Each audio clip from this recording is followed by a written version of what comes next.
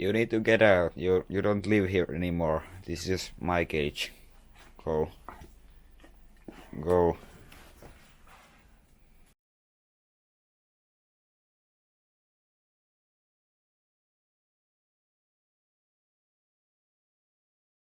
4,000 years, and you guys were barely a main character.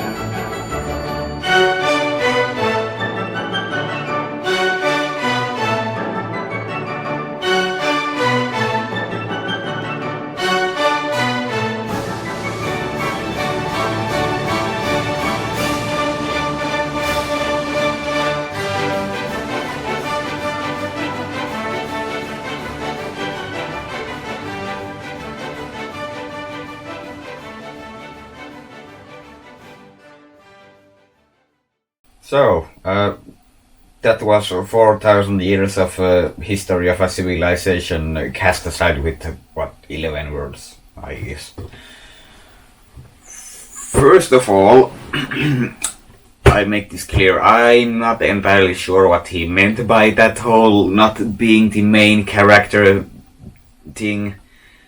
It's a weird thing how to use on that part, maybe. I don't get what he means. My current understanding of what he meant is that he thinks that in this time of 4,000 years, China was so insignificant that they were barely important, which is just not correct. I link some sources for this in the description, for example, about the golden ages of China. Go look at that. Ming Dynasty, Han Dynasty, Song Dynasty, all that jazz. And again, like, not important compared to what, like, in Europe or something. He's an American, so I think he probably means, like, USA, but, well, USA has existed only from the end of the 1700s, so he probably doesn't mean that. But if you are comparing the European nations to China, for example, in the Middle Ages, China was most of the time far more advanced than like medieval Europe. So China not being important, that claim is I don't want to just say all the time that that's not right, but I gotta say that's not correct. Like a quick Google search, I said probably 100 times. A quick Google search proves that argument wrong, and that's a red flag for me at least. If you can disprove like that kind of a clear sentence. I'm not sure what he meant by that, but the sentence like 4,000 years and the Chinese were barely a main character. Like if even that can be disproven, the lights went off again.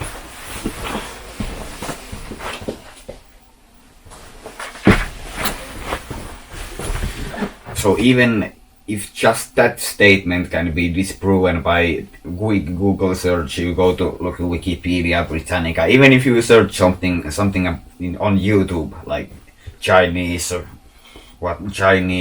dynasties explained or something. I don't know if that kind of video exists. Maybe I should do that one day, I don't know.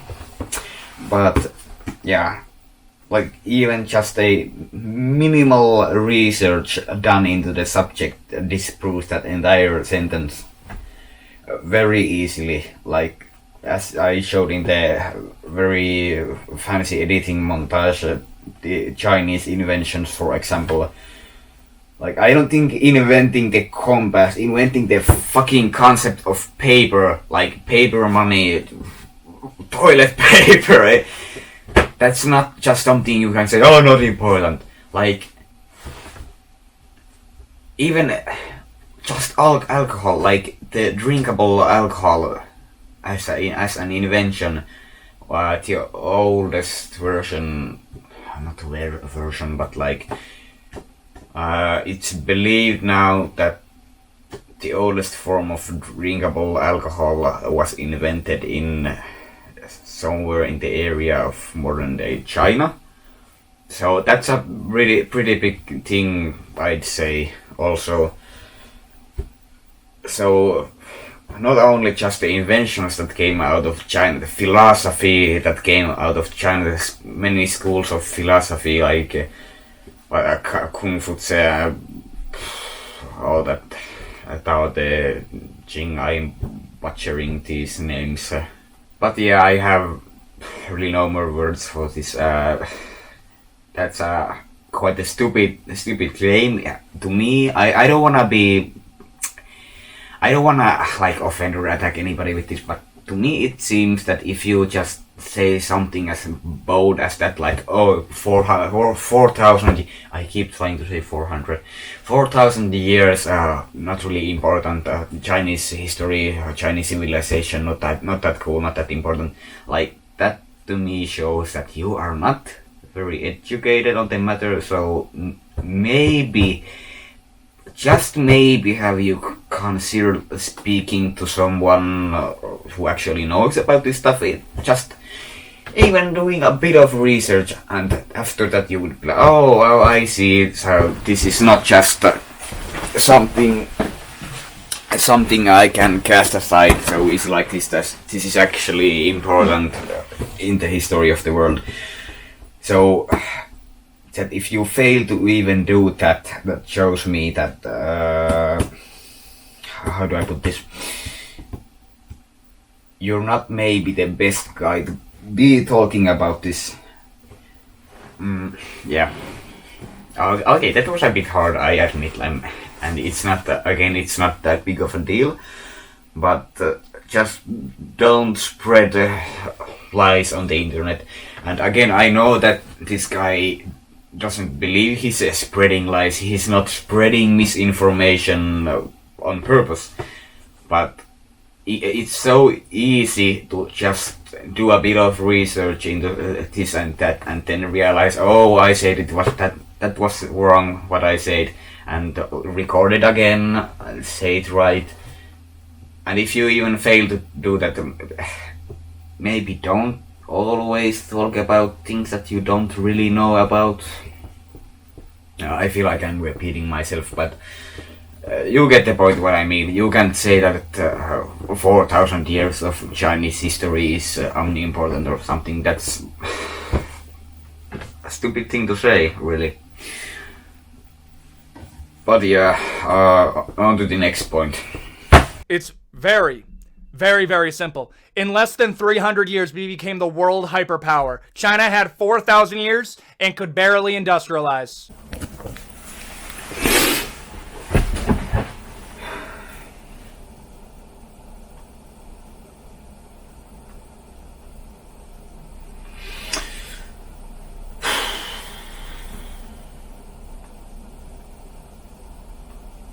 So,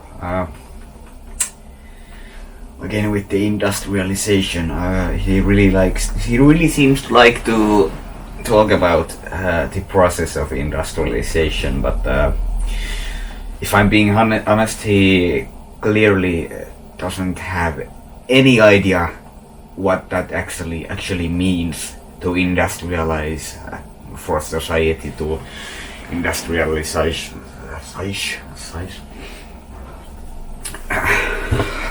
What did he say again? Yeah, he's comparing the industrialization process of the United States of America and China. Really, you have to get that. Okay, I'll give him this. Yeah, the USA industrialized a lot faster than China, a lot faster than almost any other nation on the planet. But we're talking about the actual history, like history of civilization and industrialization is only a part of it. Actually, if you look at like a historical time scale of like how long China has been existing, industrialization in that it's very recent. Like it happened just a moment ago, basically, if we look from that angle. So he speaks about China very briefly, and well, there's a lot of things I didn't like, but for the sake of this video being under an hour long, I didn't put all of them in the video. You can watch it yourself on his channel. But he talks about World War II China and China failing to industrialize. So these are very recent topics. So he has just scratched the surface with that. Like he doesn't seem to understand that there's a lot more to China, to world, and industrialization and World War II. Like the Industrial Revolution started in England in the late 1700s, and that is recent in a historical timescale. That basically just happened. Like there's so much more before that. You can't just not mention anything. He vaguely says at some point in the video, if I remember correctly, like something not something about the dynasties. Like I think he tried to make that clear that he's not talking about the dynasties, but then again he keeps mentioning 4,000 years this, 4,000 years that. He's clearly fond of throwing some random numbers around, but you can't.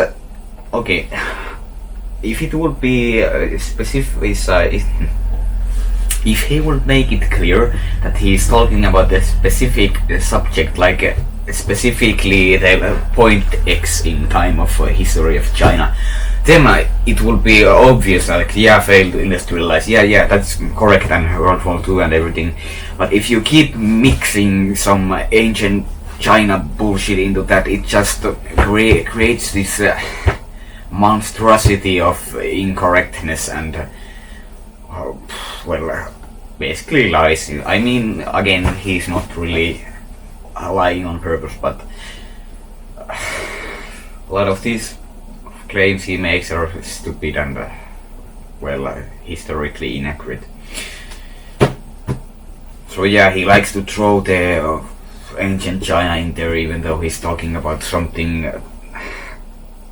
that he probably understands a bit more, but then also fails to correctly understand. Like I don't think he really has figured out what the industrialization means and what you really need. Like in the previous video I talk about what the ancient Romans would have needed to industrialize. So the same points are agricultural revolution. You have to have the right agricultural tools to manage the food production of your nation. Like yeah, you need better farming equipment, for example, because if you don't have that, you can't even start thinking about industrialization. You can't. So you need better agricultural equipment. You need a better process of creating food to your citizens. And if you don't even have that, it's really too early to talk about industrialization. And it's not simple. Again, it's not that simple. And was it this clip or the previous?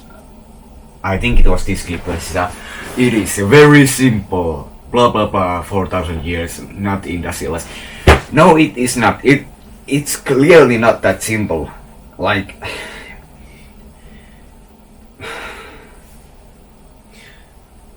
Okay, I've been just talking shit about what he says and glazing Chinese civilization.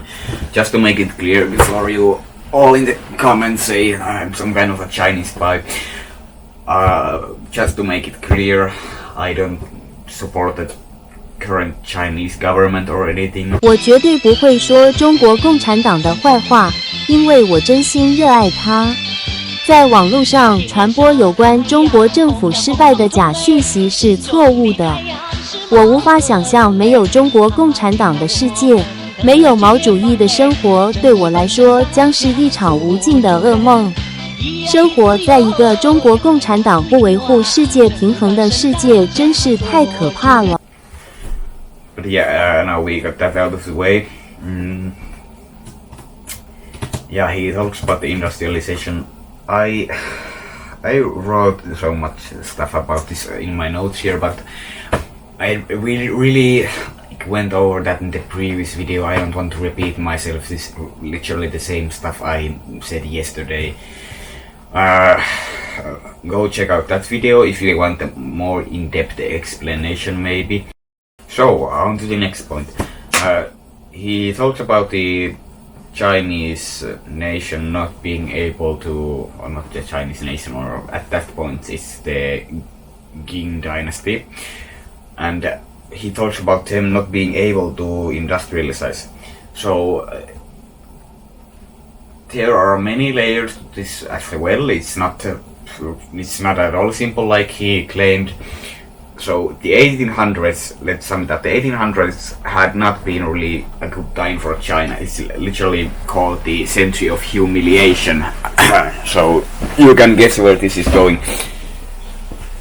So the 1800s, the century of humiliation for China. The Chinese dynasty is all the way from Ming dynasty, so what, 1300s, 1400s. I don't remember the name of this said emperor, but if you search Ming emperor that dismantled the Ming navy, you probably get this guy. So basically in the Ming dynasty, during the Ming dynasty, China was the regional power of Asia, really, not even East Asia, just Asia. That's how powerful China was. And they had this vast trade and vassal network spreading all the way to the shores of Eastern Africa. Yeah, that's big if you're wondering. So at some point the Ming emperors thought that, hey, now that we have it all, we're the greatest power on this entire planet, let's just destroy our navy and not really do any trade. Let's practice isolationism, because the Chinese thought that China is the center of the universe, that no one can surpass them. They thought like, okay, we have now reached our peak. I don't think we need to go further than that. The rest of the world can't catch up to us. So they isolated, well, not just straight out isolated, but started bringing in more and more isolationist policies. So bit by bit, China was, well, being isolated from the global community, community at least in Asia, what they really themselves helped to create. A bit ironic there. So yeah, and fast forward a couple hundred years, we are now arriving in the 1800s, where it's now Qing dynasty, I don't know how you really say it in English, I don't remember. But I'm really just giving you a brief explanation, but let's skip to the 1850s when the Opium War happens. So basically Britain forces China to open up a bit, to open their ports to trading in southern China. And this leads to the European powers who now had to catch up in technology. And this leads to the European powers who now pretty much had catched up in technology, catched up and went ahead of China very much. So the Europeans come in with their superior technology in the 1800s, and they make a lot of deals with the Chinese, like we can trade with you in the said export, and you have to what? You have it's like sort of the Europeans now who have exceeded the Chinese in technology a long time ago. Come in, they forced China to make a bunch of unfair trading deals and such. And well, it's the early 1900s. The last Qing emperors, they start to think that hey, maybe this whole industrialization isn't that bad, but they start doing it too late. Basically, there's this whole world era of China.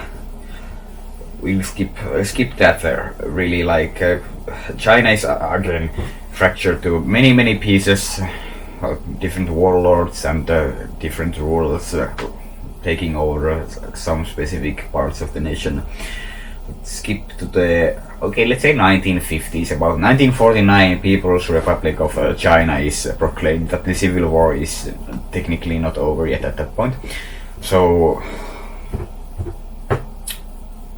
now the current Communist Party of China starts bringing in some real industrial policies which lead to bad things. Let's just say Mao Zedong, he royally fucks up the management of his nation. But after Mao, Chinese officials like Deng Xiaoping, they start introducing a lot of capitalistic capitalist policies to the Chinese economy, and very fast China starts catching up with the rest of the world. So that's a very short explanation on how China industrialized. I probably said something wrong, but I'm sure that was about it. If you want more information, do research, do better research than me. Okay, I researched into this a fair bit, but that was the very short explanation. So notice how I had to skip over some, like even hundreds of years. There would have been a lot more to cover, but I need to keep it simple. So yeah, it's not a simple topic as he claims it to be. Not at all. Like comparing the 300 years it took to, well, not 300 years it took to industrialize, but the 300 years that USA existed and what they are now, and how long China existed and what they are now. Well, yeah, China at one point they fell off, if you put it like that, but that doesn't just take away the inventions, the great dynasties, all that had been going for thousands of years before this industrialization hellhole of the 1800s, the late 1700s, and for China the 1900s. They really industrialized maybe well past 1940, I'd say. They really only industrialized after the Second World War, and that was quite a process. But that's the simple explanation to this. So it's not a simple topic at all, like I have said a million times. So please don't say it is a simple topic, but because as I just proved, you will be very much incorrect.